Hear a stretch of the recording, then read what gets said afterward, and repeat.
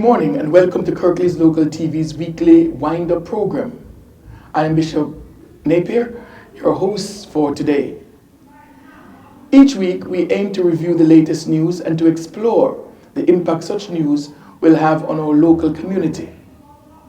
Our weekly wind-up program is not just interesting and amusing, but challenging and very provocative. As we talk to you today, please talk back to us and get involved in these lively discussions. You can do so by email at info@kirkleeslocaltv.com or on Twitter at kirkleeslocaltv. We'd like to welcome a very special guest today on the program, very rich as we talk about law and order and standing up for our own rights and same-sex marriage. And we have to the very far end, Denzel Nurse, a community champion and currently the director of heinous, the diabetic group here in Kirklees. We're very privileged to have also with us Nicola Turner, who is the deputy leader of the Lib Dem Council here in Kirklees, and she has come today to tell us her views on the matters. And we are also very privileged to have Detective Sergeant Mark Walker, who's going to keep us in law and order today. Welcome to the program. Thank you. Today we're going to start off by looking at what the judges have now concluded. Life must mean life. And for us, this is something that we have been struggling with as a people. Why these heinous criminals are not serving what they deserve. And many are challenging us to say the families and the friends are suffering a lifetime themselves. So here we go. Nicola, can you start the program for us today? Should life really mean life behind bars? I think that sentencing needs to be appropriate, and I think that a judge needs to make that decision and that the public need to know and understand what that means. So if somebody's given 5 years as a minimum sentence, then the public need to know that that's what they're going to get. And I think that is the same through every sentencing from, a few months right up to life, so that if the crime is so bad that somebody does need to be given a life sentence, then that is what that should mean. Because I think the public need to understand that that's what that means. We're going to go to the person who is partly responsible for keeping us all safe and keep the country in law and order. Mark, your hard work in bringing criminals to the courts, do you strongly believe and support from a police point of view that life should really mean life behind bars?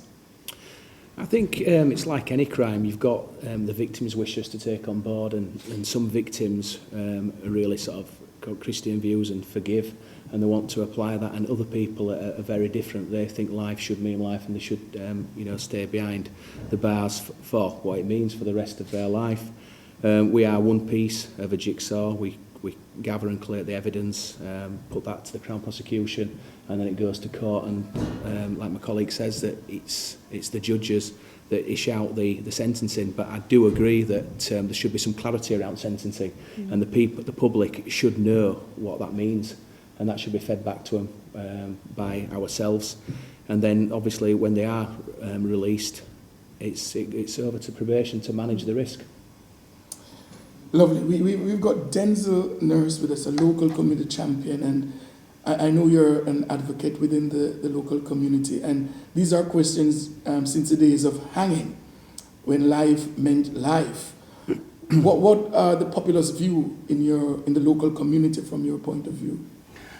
I think that on principle life should mean life, but there are a number of circumstances that you have to take into consideration. Only on Saturday, I saw a little bit in the papers, which it says, armed robber gets third life sentence. And I wondered why third, and why should he be out? But when I looked more closely, I realized that there were a number of circumstances that limited this person to not being able to work through the social etiquettes that he would need to be a citizen in the community.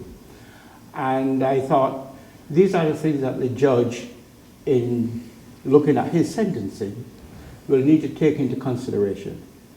Is he rehabilitatable? what is his level of education and literacy.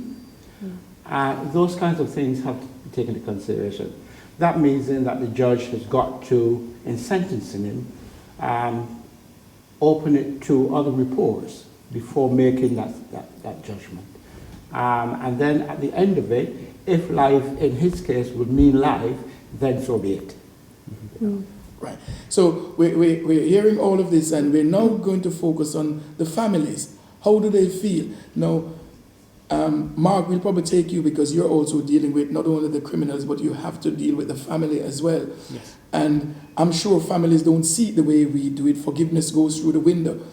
What is the case where family is concerned, where life means life? How can you say to us today as a people and as a nation? Yeah, I mean, I don't really want to sound like I'm repeating what I've just said, but the victims' wishes do vary quite considerably. And I've investigated predominantly burglaries for the last 8 years, and I've dealt with quite some nasty burglaries where I had a vicar that was burgled. He chased a suspect to his car, he was kicked and assaulted in the face, and he certainly didn't want that person to go to prison. He wanted to mediate with them, he wanted to reason with them and find out what the underlying problems was around that individual, what had caused him to commit that crime. The same circumstances from somebody else would probably want to throw away the key. So it's a bit of a balance, and we need to look at each individual case and take the victim's wishes as well into consideration going forward. And there are sentencing guidelines around burglary and drugs, and obviously around murder. And third strike for burglary means 3 years as a minimum, which some people don't think that's sufficient. Some people would maybe think it's quite harsh. But are we too soft on criminals in the UK? My opinion is that they do get quite a lot of chances. Lovely. Well, the politicians certainly have this one in their hand, and we've got a politician with us today. And there is certainly viewed in the air that the politicians are responsible for making these laws. And so, Nicola, we just want to find out from you on this final sector on this topic.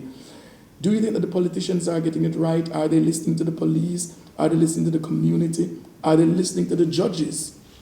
Well, I think we do need to listen to all of those people. I mean, I work with the police locally, and we are constantly, people constantly in touch with us saying, we've got this stone theft going on, we've got other minor crimes, issues happening.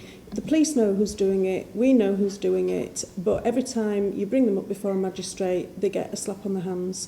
And it's very, very frustrating for people, because then they stop reporting crimes, they stop saying these things are happening, the crimes aren't recorded, and then we get this, well, there's nothing happening here, so we can't put the resources in. And it happens time and time again, and I think the public need to have confidence that when they report a crime, action is going to be taken all the way through the system.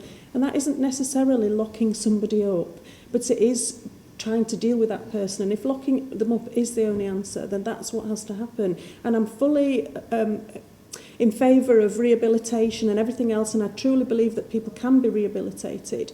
But I've also seen some criminals who are training the next generation, and they can't be rehabilitated, but the next generation, it's not too late. And, I watched something that went on at Combe Valley High School where they brought in the prison service, and the children were treated as if they were in prison, and it was amazing to watch the difference in their behaviour just with 5 minutes with the prison officer speaking it like it was, and I think we all need to work together. So it's not just about politicians, it's about the public, it's about everybody, the police, the public, the politicians, all working together to get the best solution. Lovely. As promised, the discussions are gaining momentum here in Kirklees Local TV. We are now going to take a short break. We are going to come back to you as soon as we can. Please do not switch off. We'll be back for more lively discussion on Kirklees Local TV.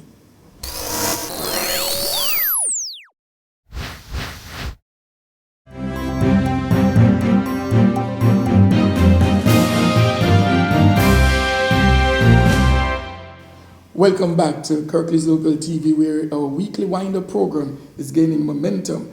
And now we are going to be looking straightly at defending your personal property from burglars. And if you want to get involved in these discussions, we're asking you to do so right now. Get involved. Contact us on email at info@kirkleeslocaltv.com or on Twitter at Kirklees Local TV. We need to hear your views. Are we doing the police job as citizens, or are we to stand by and allow people just to take liberties in our homes? Or are we to stand up and defend ourselves when it comes to burglaring our homes? Mark, you are with us today, and I know the police work is getting very hard these days, but what's your view? Are we to be vigilantes? Are we to take over and do our own stuff? What is it that we need to do? Well, I mean, firstly, I'd like just to send a message out, because obviously people from Kirklees are listening to this, and just to assure them that burglary is continuing to fall and has been falling for the last 3 or 4 years. It's almost a 100% reduction from 3 years ago, so the chances of you having to defend your own home are becoming less, which is some great work from all the community throughout. We've got three cases which around defending your own home. We've got an international case that's running with Oscar Pistorius, where he's fired shots through a closed bathroom door, and sadly I think it was his fiancée that has died from that. That's an ongoing case. We have a case going back 14 years, which was at a national level, which was Tony Martin, who was the farmer from Norfolk who shot a guy in the back and killed him and caused significant injury to one of the other suspects. And then we've got quite a local case from only last month, where a lady and a daughter at De Lacy Avenue in Huddersfield apprehended a burglar with a rolling pin and a pan, I believe. And you know, these are all about the public defending their own home and protecting their own properties and protecting their own families. I think the Justice Minister, was it Chris Grayling, made some changes to being allowed to defend our own homes. My personal opinion is that we obviously, as police officers, we trained not to use any more force than is absolutely necessary. That's a very difficult one to do when you're waking up blurry-eyed and you might be burgled. You don't know what people have got, what weapons that they've got. But I think he talks about disproportionate force, and there's some caveats within that, which say, you know, if they're in the garden or in your burglary shed, they don't apply. But I think we should be allowed to defend our own home. Are they doing the police's work? Well, I would love to, and I think the police would love to be outside everybody's house if we had the resources and protect everyone, and that is our job, to protect the public. We are reliant on people sometimes getting involved and apprehending people. The message I would say is that it's got to be proportionate and no more force than is absolutely necessary, really, if that makes sense. Lovely. Well, I know the local councillors work hard in their wards to try and be there for their constituents. And Nicola, we just like to hear your views on the whole matter of, we hear that the crime rate is going down, and we're happy for that as citizens here in Kirklees. But as a local councillor, can you shed some light on the whole plight of, you know, people coming into your home and you can't defend it and you've got to sustain all, whatever it is? What's your views on the matter? I mean, I think it's very difficult for people. I mean, we've got several large dogs at our house that live in the house at night, and we were very worried that if somebody broke in, we might end up getting sued if our dog attacked them. Now, I've been reassured that this isn't the case anymore, but I think there's been a lot of misinformation for people out there to know what they can and can't do within their home. And I think this is the difficulty for people. I knew an elderly couple who were burgled in their own home at night and actually disturbed the burglars and apprehended them. Were absolutely terrified, and the burglars got 4 years, sentence reduced to about 18 months. They moved house as a consequence of it. You know, the whole life was disturbed. You know, they've now got CCTV and shutters and you know, as much stuff as they can, alarms that go off if anybody walks around the premises. It was terrible and frightening, but they did in fact defend themselves, and as I say, they managed to apprehend one of the burglars. And it's a very difficult issue, but I think we have to sort of go back as councillors to square one. How can we actually prevent the burglaries in the first place? So it's things like encouraging neighbourhood watch, encouraging, you know, farm and horse watch, encouraging people to keep an eye out. And with social media these days, it's great. You know, I'm part of several bits on Facebook, you know, one of these groups on Facebook, where they'll report things. So you'll suddenly get a picture of a van coming out of somebody's property with a number plate saying, watch out for these people. And there's this whole sort of community thing going on where people are letting each other know. I mean, I've phoned several farmers in our area to say, just watch out for these people, they're selling chainsaws. And just, things might be legitimate and that's fine if they are, but if they're not, let's all just be aware that this is happening and, you know, things are getting stolen. And it's all of that, so that it's not just expecting the police to deal with the matter. It's saying to everybody, we're all responsible, we're a community together, and if we actually work together, report things to the police, tell each other what's going on, we will in fact stop these people burgling. And I think it's also help yourself. You know, when you come home from the shops, don't just chuck your handbag on the side and go to the toilet. Make sure you shut your door and lock it. And the police come to area committee every meeting, they say the same things. Yeah. Change your Euro locks, you know, make sure that you're not leaving your keys lying around downstairs so people can pick, you know, it's looking after yourself and taking responsibility as much as anything else. Yeah. Well, we can vouch for that. We know the police come to a lot of our community groups and they speak year after year about, you know, protecting yourself in the best way you can. But then, as a member of the local community, most time this is on impulse. The last burglar that got beaten by two of our own community personnel with a rolling pin and a frying pan until the police came, we thought that was brilliant. But then it might not have been brilliant had the burglar not submitted. From a community point of view, what do you think? Because you are there day in, day out hearing these stories. What's your views on the matter? I think the guidelines are a little bit confusing. The community needs to be clear about what they can and can't do. The incident with Tony Martin shocked the nation, really. And we ask ourselves as a community, are we putting ourselves at risk, being, you know, going too far? And how far is too far? And when you are in a situation like that, can you think rational? You can't think rationally. You know, I'm thinking really of putting a sign in my house saying, you enter at your own risk. Because, you know, I then want to disclaim any damage that I may or may not do to the person who comes in here. You know, we need, the community needs clear guidelines. If we are going to use neighborhood watch, let's get the information out into the community through that to say, you can't use this force or that force, or if the person is in your house, if you use disproportionate force, is that acceptable? Those are the kinds of things that we need to get the community to understand. Yes. So we are definitely on a crusade to educate again the public. So we're going to leave the last word to Mark, who is the law enforcement person here today. What's the message you want to bring to the community? We know we've got to protect our property. We know we've got to look after ourselves. But what's your final word? Should we continue to defend ourselves, or should we rely solely on your forces to protect us? I think the message does need some clarity on, but from my point of view, we need people to help the police in all different ways, and they've got to look at not putting themselves in danger. And if it's a case of just hearing someone downstairs, do they go downstairs, or do they just let them get the car keys and get out of the house? It's very, very rare that a burglar wants to confront the victim. If they hear footsteps, they will leave the property. It's a real rarity for confrontation.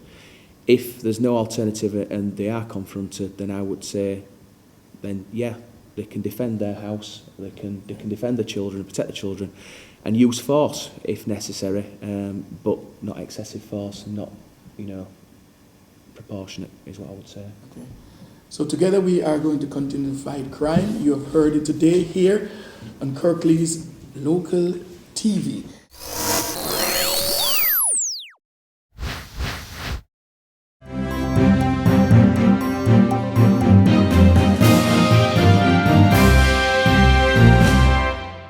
Now we're going straight into our third item, which I know can be very controversial, but on the 29th of this month, legally we're going forward with this proposal.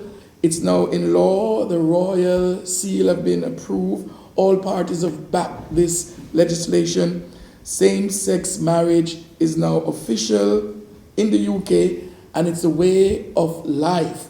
So I'm going to go to the far end and speak to Denzel Nurse, who's a community champion and also a representative from the African descent community. And sometimes our views are not always heard. And so we're going to ask you, Denzel, same-sex marriage now on the same proportion as marriage in the traditional style. What are your views? My personal views are that I agree with marriage, same-sex marriage in principle. I believe that what's offending people is attaching the word marriage to a union that has been sacrosanct to the heterosexual community. And I think that they have taken offense to that. Even though the wider view is that, yes, we all agree that people need to be happy in a relationship, I feel that people resent the word marriage attached to that relationship. And I probably think that they would want to refer to it as a civil union rather than a marriage. I know, I go to Africa quite a bit, and I know that in Uganda, this is the way they see it, that they have put a Christian value to marriage, and a group of people have come along and attached the marriage to what they see as sacrosanct to their Christian community. Having said that, time heals. And that in time, we will see that the marriage, whether it's civil union or a marriage in its traditional sense, is all about people having happiness in their lives. And that I think in future, people will see as a normal practice, really. Lovely. It's something that is touching the heart of Europe and the heart of our own country, but we must get to grip with it. The royal seal has approved it. So, Nicola, from a political point of view, I know this has been something in the pipeline for a very long time, but it's now official. There's no going back. We have now paved the way, not only in Europe, but in the UK. What are going to be the implications, and do you think it's going to be a smooth passage down the road, or is it time? I think Denzel's absolutely right. It is time, and it's quite interesting because I've heard it said, marriage, the definition of marriage is the union of a man and a woman, and that's what they say in the marriage service, and that's how it's been. However, I would say that definitions of words have changed over centuries, actually, and people create words, and in fact, believing Christians believe that they shouldn't judge people, and who am I to say that two men or two women who genuinely love each other shouldn't be married and be able to express that? And I think there will be difficulties because there will be certain churches that will not want to marry people. And I think that's fine for those people and those priests or vicars to be able to make that judgment for themselves. But there will be others who will want to marry people of the same sex, and that's also okay. And I just don't feel that any of us have the right to sit in judgment of a couple who truly love each other, because it takes all sorts to make a world. If you look at families, no family is the same.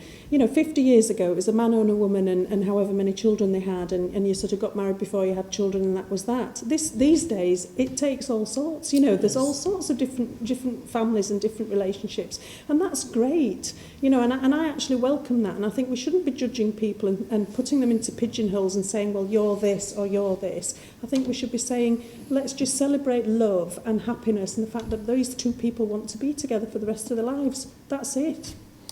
Well, we're in a changing world, and some people will continue to say that people in same-sex marriage are enjoying all the other benefits. They are now adopting, they can foster, they're enjoying all the privileges that heterosexual used to enjoy. So why not in same-sex marriage allow these things? So, Mark, as a police officer, and I know some of the demonstrations you've got to be involved in, some of everything you've got to be there, midnight, midday, whatever they call. What is your personal view as a citizen of this country, but also from a law and order point of view? How do you see same-sex marriage? Well, if you're asking me for my personal view, first of all, I can agree with both what Denzel and Nicola says, but we are in the 21st century, and laws change and words do change. And you know, I work for the police service now, and I work with a number of gay people within the police service. And again, and I'm a Christian as well, and although my mum says I should go to church more, but I'm either at work or I'll be in a father. But I don't see any problem personally if a man and a man love each other and they want to demonstrate that by having a marriage or a civil ceremony. From a personal point of view, that we should prevent that from happening. Now, those are my personal opinions. Other people's opinions differ. And from a policing point of view, we would police that in exactly the same way as we would about fox hunting and everything else that comes where you get differences of opinions. So, impartially. Lovely. It's something that is out in the public domain. We are not going back. It's now official.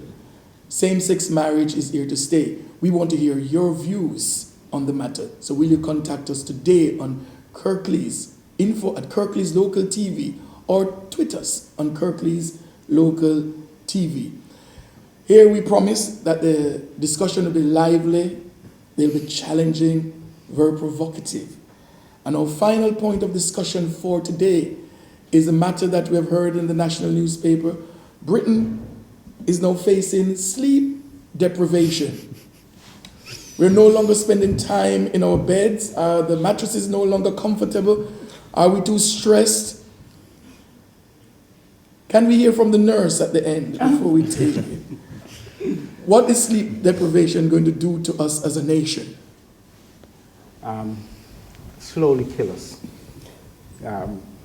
We are bombarded by media information. We are information overload. And we are, because it's open and it's available, we crave for it. And we crave for it at the extent of sleep. I found myself making a timeline of the things I have to do and actually booking sleep as part of that timeline. I can't believe it, you know? So I'd say, yes, we need to book decent sleep because it catches up with us and it has an effect on our body.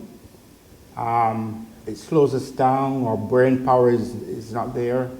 And having it reinvigorates us, you know, to get on to the rest of the world. So I would say to people, treat it as you would give yourself a Valium to stimulate you. Treat the sleep as an invigorator. Get as much as possible so that you can meet the rest of the timeline. Kirklees listening to us today, Nicola, will start to blame the politicians that you are making our sleep worse because we're so stressed and worried about bills and you name it. So what can you do to ease us and let us sleep more comfortable at night? Well, it's interesting, isn't it? The politicians have got to sort absolutely everything. I'd just like to say I've got 4 children. I haven't slept for 25 years, you know. But joking apart, I'm quite concerned about school children. You know, they've got the phones, they're on Facebook, they're doing all this, whatever the latest thing is. I know children who aren't going to sleep till 3 o'clock in the morning. They're getting up and going to school and they're drinking stuff like Red Bull to keep them awake while they're at school. There is no way they can learn in the afternoons, and teachers will tell you this is happening all the time. And I think this is where the worry is. And I think That's where it starts, and I think parents need to be making sure the children are in bed without the phones, the television, any other distractions that they've got. You know, what's wrong with reading a book? Okay, you might want to do it on your Kindle, but what's wrong with reading a book and going to sleep at night? That's what we all did. And I think this is where the problem then starts. Because I know sometimes I'm sat doing my emails at 2 o'clock in the morning because I can't sleep. And it's like we all have to take responsibility for our own selves. Yes, I think politicians have a responsibility to flag it up, to highlight it, to make sure people are aware of the problem. But actually, people need to go to sleep. I'm not going to, as a politician, make you go to sleep. It's just not possible. Right. How can we reduce stress in people's lives? Well, I think, again, it's down to the responsibility of those people to recognise that they're stressed and to do something about that. You know, to say somebody else has got to sort out my problem, that's not going to work. You can't solve everybody's problems. Well, unfortunately, our time is gone. We're going to be back next week, so tune in to us. But please remember to send us your comments, your views, as we really want to hear from you. You can do so at info@kirkleeslocaltv.com or on Twitter at kirkleeslocaltv. May I just say thanks to Denzel, Nicola, and Mark for being tremendously guests on our program today. This is Bishop Carlton Napier saying goodbye until next week from Kirklees Local TV.